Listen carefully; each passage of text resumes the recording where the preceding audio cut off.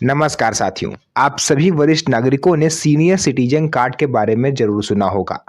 आप में से बहुत से लोग ऐसे होंगे जिनका पहले से बना हुआ होगा और बहुत से लोग ऐसे भी होंगे जिनको इसके बारे में कुछ नहीं पता कि ये कैसे बनता है, बन भी रहा है कि नहीं बन रहा है तो किन राज्यों में बन रहा है, इसकी पात्रता क्या है, कौन-कौन से दस्तावेज़ लगते हैं, क्या लाभ मिलता है, उन सभी चीज़ों के बारे में अभी भी आधे से ज़्यादा लोग अनजान हैं। तो साथियों, अगर इस वीडियो को आप जनवरी 2026 से पहले देख रहे हैं, तो वाक़ई में मैं आपको यहाँ पर तरीका बताने वाला हूँ कि आखिर ये क्यों बनना स्टार्ट हो रहा है और इसको आप कैसे बनवा सकते हो। तो वीडियो को अंत तक देखिएगा क्योंकि और जितनी भी वीडियो आज तक आपने देखी हैं सीनियर सिटीज़न कार्ड को लेकर के, सबसे बेहतरीन और सबसे डिटेल्ड जानकारी आज मैं आपको यहाँ पर दूँगा। तो चलिए वीडियो को स्टार्ट करते हैं। तो सबसे पहले तो मैं आपको ये बता देता हूँ कि आखिर ये कार्ड बनना शुरू क्यों हो रहे हैं। तो देखिए, फ़िलहाल ये सीनियर सिटीज़न कार्ड जो है, ये आपके कोविड-19 से पहले बनते थे, यानी 2020 से पहले। बट जब से कोरोना आया और आपका रेलवे सीनियर सिटीज़न कंसेशन बंद हुआ, तब से इन कार्डों को सरकार ने बनाना बंद कर दिया। इसके पीछे रीज़न ये था कि मैक्सिमम सीनियर सिटीज़न कार्ड केवल इसीलिए बनते थे कि उसको दिखा कर के आप रेलवे में किराए में छूट पा सकते थे। बट जब रेलवे के किराए में छूट ही नहीं मिल रही है तो सीनियर सिटीजन कार्ड का क्या फ़ायदा? यही तथ्य देते हुए सरकार ने 2019 के बाद से सीनियर सिटीजन कार्ड पर रोक लगा दी। अब क्योंकि नया साल आने वाला है 2026 और सूत्रों के हवाले से ऐसी खबर निकल के सामने आ रही है कई सारे मीडिया चैनल के हवाले से कि आपका जो रेलवे सीनियर सिटीजन कंसेशन है, वो नए बजट सत्र से स्टार्ट हो सकता है। यानी कि अगर ऐसा हुआ और railway senior citizen concession start हुआ, तो एक बार आपको फिर से सीनियर सिटीजन कार्ड की ज़रूरत पड़ेगी।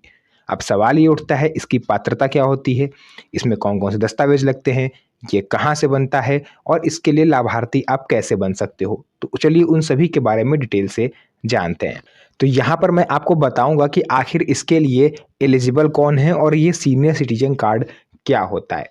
देखिए, सीनियर सिटीजन कार्ड आपको नाम से ही पता चल रहा होगा कि इस कार्ड को केवल सीनियर सिटीजन ही बनवा सकते हैं। अब सीनियर सिटीजन किसे कहा जाता है? अगर आप एक महिला हो या आपके घर में कोई ऐसी महिला जो 58 साल की उम्र को क्रॉस कर गई है, तो वो इसके लिए पात्र हैं।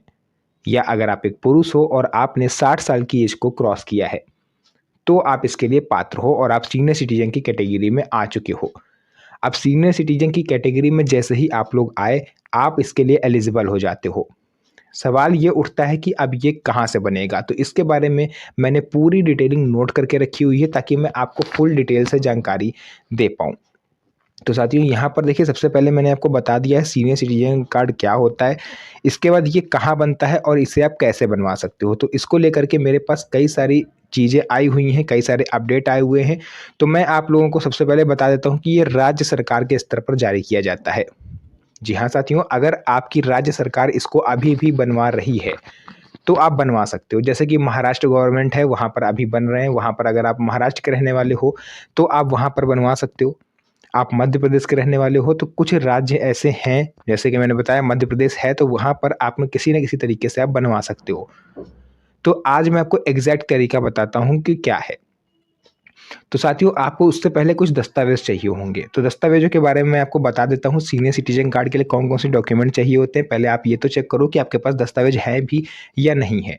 उसके बाद मैं आपको तरीका भी बताऊँगा, दोनों तरीके बताऊँगा, ऑफ़लाइन यानी किस कार्यालय में जाके आप बनवा सकते हो और ऑनलाइन यानी घर बैठे आप कैसे बनवा सकते हो।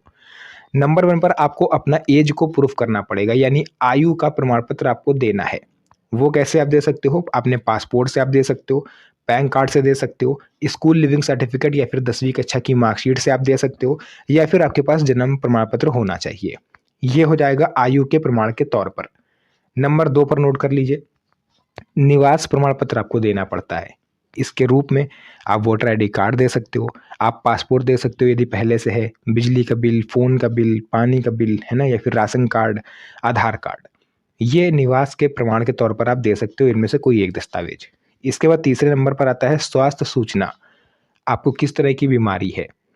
आपको कोई गंभीर बीमारी है या नॉर्मल जैसी होती है, उम्र संबंधी बीमारी है, ये सब आपको देना है। इसके बाद passport size photographs. 3 passport size photo देनी है जो कि 3 महीने के अंदर की खींची हुई हो। यानी 90 दिन से ज़्यादा पुरानी फ़ोटो आपको नहीं देनी है, क्योंकि इसमें भी कई स्तरों पर फेस मैच होता है। अगर वहाँ पर डिटेक्शन में आपको प्रॉब्लम हुई, तो वहीं से आपका जो सीनियर सिटीज़न कार्ड है वो कैंसल हो जाएगा। तो दस्तावेज़ मैंने आपको बता दिए। चलिए अब मैं आपको बता देता हूँ कि इससे आपको कौन-कौन से फ़ायदे मिल सकते हैं। उसके बाद अंत में मैं बात करूँगा कि ये कैसे बनेगा। तो फ़ायदे आपको मिल सकते हैं टैक्स बेनिफिट, यानी आयकर में आपको विशेष छूट मिलती है। अगर आप एक बिज़नेसमैन हो या फिर आप नौकरी वाले कोई भी व्यक्ति हो, तो आपको टैक्स थोड़ा कम देना पड़ता है अगर आपके पास ये कार्ड बन जाएगा, ठीक है? उसके बाद आ जाता है बैंक और डाकघर में लाभ, यानी कि एफडी अगर आपने करा रखी है तो इसमें आपको एक्स्ट्रा इंटरेस्ट मिल सकता है।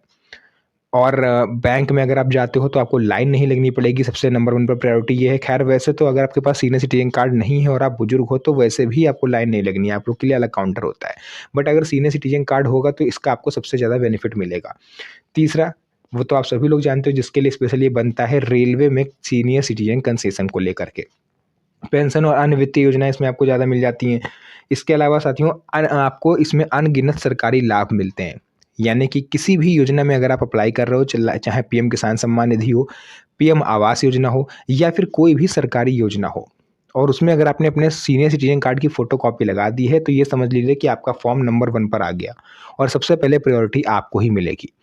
लाइक अभी मैं आपको बताता हूँ, रिसेंटली 2018 का ये बात है, जो जब मैं खुद समझ लीजिए आप लोग इंटर में था, है ना? तो मेरे आस-पड़ोस जो लोग थे उन्होंने सीनियर सिटीज़न कार्ड की फ़ोटोकॉपी के साथ पीएम आवास योजना का फ़ॉर्म भरा था।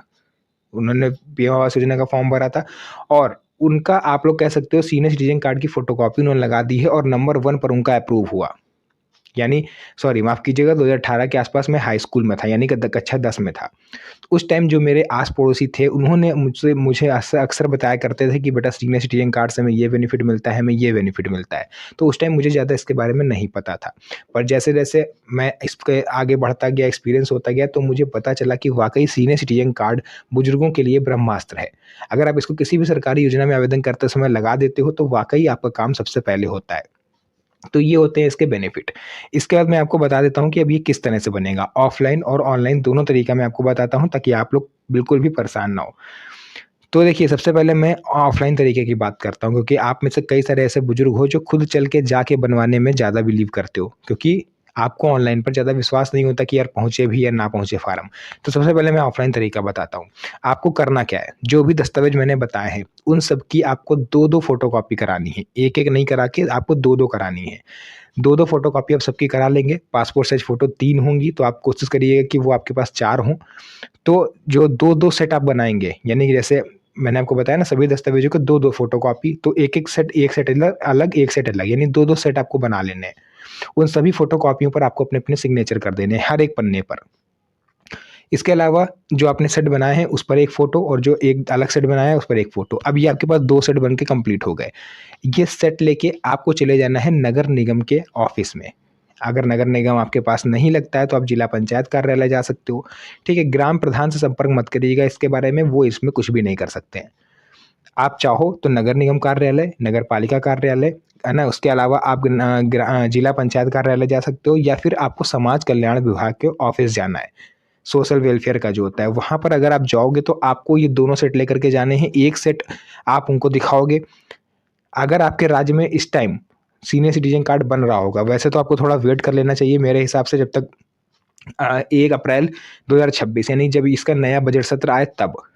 क्योंकि इस बार पूरे-पूरे चांसेस हैं कि रेलवे सीनियर सिटीज़न कंसेशन एक बार फिर से बहाल हो सकता है। और अगर ये बहाल हुआ, तो सीनियर सिटीज़न कार्ड की आवश्यकता पड़ेगी, तब ये आपके काम आएगा। उस टाइम आप जाएँगे, आपको सीनियर सिटीज़न का फॉर्म वहाँ से मिल जाएगा, जिस भी कार्यालय पे आप जाएँगे, उस फॉर्म को भरिए। उस फॉर्म के पीछे आपको अपने जो आप 2 सेट लेके गए हो, उसमें से 1 सेट निकाल के साथ में पिन अप करके सबमिट कर देना है। जो भी ₹150 फीस लगेगी, वो दे देना है। इतना करने के बाद आपको क्या करना है, एक मोबाइल नंबर आपने भरा ही होगा फॉर्म में, जो आपको फॉर्म मिलेगा, आपको फिर थोड़ा वेट करना है। आप वेट करना मतलब ये नहीं कि आपको महीने, 2 महीने, 3 महीने हो गए और आप इंतज़ार कर रहे हो कि कब मेरे घर पर कार्ड आए। वैसे तो नियम है कि 15 से 20 दिन में, मैक्सिमम 45 दिन में आपके घर पर कार्ड आ जाता है। बट अगर नहीं आ रहा है 1.5 महीने के बाद, तो आपको खुद चल के जाना है और वहाँ से पता करना है कि आपका सीनियर सिटीज़न कार्ड क्यों नहीं आ रहा है। क्योंकि कई बार ऐसा होता है कि ऑफ़िस वाले आपके फॉर्म को आगे भेजते नहीं हैं, जिस वजह से आपका काम लटक जाता है। तो आपको हर 10वें दिन, 15वें दिन आपको जा कर के वहाँ पर चेक करते रहना है। तो ये हो गया ऑफ़लाइन वालों का पूरा प्रोसेस, इस तरह से आप बनवा सकते हो। अब मैं बात करता हूँ ऑनलाइन तरीके को लेकर के। अगर आप ऑनलाइन तरीके में बिलीव करते हो, तो यहाँ पर मैं आपको बता दूँ कि ऑफ़लाइन में भले आपका काम धीरे होगा लेकिन पेटेंट होगा। ऑनलाइन तरीके में दिक्कत ये आती है कि मैं मानता हूँ कि अगर ऑफ़लाइन में आपको 1.5 महीने में कार्ड मिलेगा तो ऑनलाइन में आपको 20 दिन में मिल जाएगा।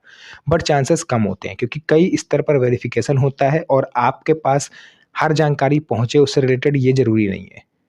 मान लीजिए आपने फॉर्म अप्लाई करा, आपने समाज कल्याण विभाग ऑफ़िस भेजा, उसमें नीचे जो बाबू होगा पहले वो वेरीफ़ाई करेगा, फिर ऊपर जाएगा, फिर उससे ऊपर जाएगा, उसके बाद कार्ड इश्यू होता है। तो मान लीजिए कि जिसके पास पहले आपका फॉर्म जाएगा उसने अप्रूव ही नहीं करा, आपको पता भी नहीं चलेगा। क्योंकि ऑनलाइन में आप किससे जाके पूछोगे, कहाँ जाओगे? आपको क्या पता आपका फॉर्म कहाँ गया है? ऑफ़लाइन में जहाँ आप जमा करके आओगे तो आपको पता तो होगा कि मैंने यहाँ पर फॉर्म जमा करा है तो मुझे यहीं से जानकारी मिलेगी। तो ये अंतर होता है। बाकी आप ऑनलाइन अगर आवेदन करना चाहते हो तो किसी भी जन सेवा केंद्र से जाकर के आप इसके बारे में आवेदन कर सकते हो। वो ₹150 फ़ीस लेगा आपसे, ₹50 फॉर्म की और ₹100 शायद वो अपनी लेता है।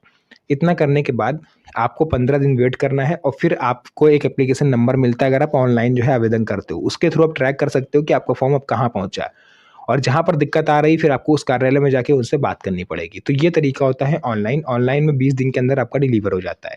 और सबसे बड़ी बात ये है कि ये कार्ड चाहे आप ऑफ़लाइन बनवाओ, चाहे ऑनलाइन बनवाओ, इसकी जो वैलिडिटी है वो लाइफ़ टाइम रहती है। एक बार बनवा लेने के बाद आपको इसे बार-बार रिन्यूअल कराने की ज़रूरत नहीं पड़ती। तो साथियों ये था पूरा प्रोसेस कि आप सीनियर सिटीज़न कार्ड कैसे बनवा सकते हो। तो मैंने आपको यहाँ पर दोनों ही तरीके बता दिए हैं। अब अगर आपको ये वीडियो पसंद आई हो तो इसे अपने तक मत रखिए, अपने यार दोस्तों रिश्तेदारों तक भी शेयर करिए ताकि उन्हें भी इन सब चीज़ों के बारे में जल्द से जल्द पता चल पाए और वो भी इसको समय रहते बनवा पाएँ। तो फिलहाल के लिए आज के इस वीडियो को हम लोग यहीं तक रखते हैं। मिलेंगे आप सभी से नेक्स्ट वीडियो में एक और अच्छी इंटरेस्टिंग मज़ेदार वीडियो के साथ। तब तक के लिए धन्यवाद। जय हिंद।